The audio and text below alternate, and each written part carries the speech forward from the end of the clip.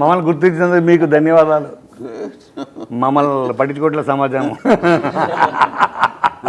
పెద్ద ప్రత్యేకించి ఇంట్రడక్షన్ అక్కర్లేదు, బేస్ వస్తుంది కదా అని బేస్లెస్ మాటలు మాట్లాడదాను. మీరు చాలా గౌరవిస్తారు, నేనేమో చాలా చనువుగా జోకులు వేస్తుంటాను. ఇదేనా మన కోన వెంకట గారిని ఏమో అనుకున్నాం, ఇంతేనా అని అనిపిస్తారు.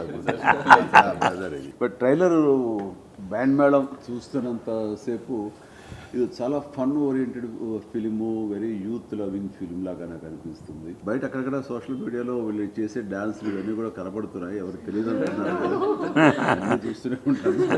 కోన వెంకట తనకు ఉన్నటువంటి ఎక్స్పీరియన్స్ తోటి దీనికి అన్ని రకాలుగా కొంచెం జాగ్రత్తలు వహిస్తూ మీరు అనుకున్న అది ఖచ్చితంగా రాబట్టే విధంగా తన ఇన్పుట్స్ ఉంటాయని నాకు తెలుసు. Plus Satish director, young director, తను చూస్తుంటేనే చిన్న డైలాగులు పనిచేస్తూ అవి ఉంటూ ఫన్ ఓరియంటెడ్గా ఉంటుంది. ఇలాంటి సినిమాలు ఎప్పుడైనా సరే సీరియస్గా చెప్పాలని ప్రయత్నం చేస్తే చూద్దాంలే అబ్బాయి ఎంత సీరియస్. బాగుంది, ట్రైలర్ బాగుంది. అండ్ 26 మార్చ్ వీళ్ళందరికీ నేను ఆల్ ది వెరీ బెస్ట్ చెప్తాను. ఈ సినిమా ఖచ్చితంగా పెద్దగా మన ప్రమోషన్స్ ఏమీ చేయక్కర్లేదు, నాలాంటి పెద్దగా చెప్పనక్కర్లేదండి.